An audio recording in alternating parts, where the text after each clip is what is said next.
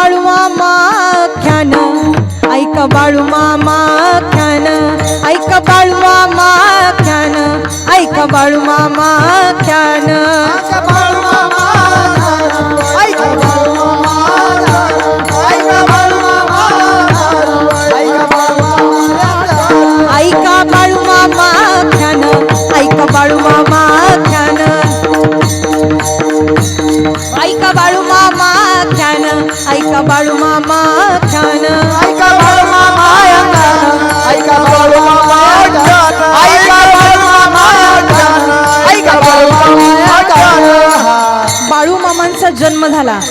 अरे कृष्णाचा जन्म झाल्यानंतर ना जसं माझ्या कृष्णकडे नाही आला, सगळ्यांनी रागवलं, सगळ्यांनी त्या ठिकाणी काय केलं, आईकडे गारहाणे सुरू केले. ऐका, अरे जगाचा चालक मालक जन्माला आल्यानंतर ना भगवंतानी सांगितलं, तुला जन्माला आलायस ना, तू कशाच्या, जगाच्या कल्याणासाठी आहे, जगाच्या कल्याणात संतांची विभूती, देह कष्ट दिती परोपकारी, जगाच्या कल्याण करण्याकरता बाळूमामा जन्माला आले. लेकरू जन्माला आले, नाव काय ठेवायचं, नाव ठेवण्यात आलं बाळप्पा. ऐकताय ना तुम्ही सर्वजण, बाळप्पा नाव ठेवण्यात आलं. आणि नाव ठेवल्यानंतर ना त्या ठिकाणी सगळेजण प्रेमानं त्या ठिकाणी बाळू बाळू मामांना म्हणाला, लाडानं सगळेजण बाळू बाळू म्हणतात. त्या मातेनं त्या ठिकाणी विचार केला, एखादं लेकरू पुढे चाललं ना माय बाप, सुंदर दादा या ठिकाणी टाळ वाजवत होता.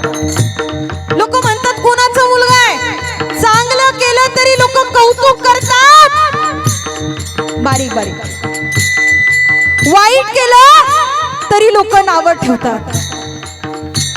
सगळीकडे खेळत असताना बाळू मामा एक वेगळा खेळ खेळायचे, वेगवेगळे खेळांची आवड. आपण खेळत असताना पुढे उड्या मारत जातो ना, मागे मागे उड्या मारत यायचे.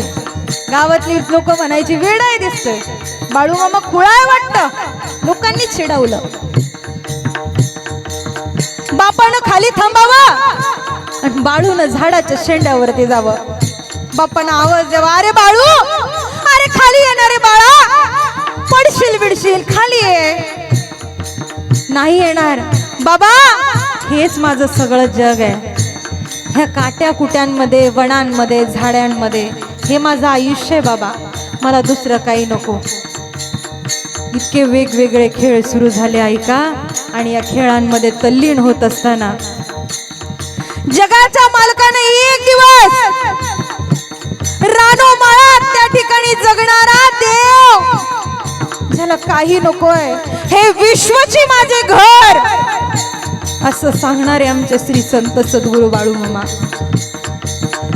काट्यांची फुलांच्या सारखी आरास बनवली, संपूर्ण काट्यांची गादी तयार केली. ऐकताय ना शिंदाकर, एका छोट्या लेकरानं काट्यांची गादी बनवली आणि त्या काट्यांवरती निवांत झोपलेत. अरे निवांत झोपल्यानंतर एका माता माऊलीने बघितलं, धावत धावत धावत आईकडे आली.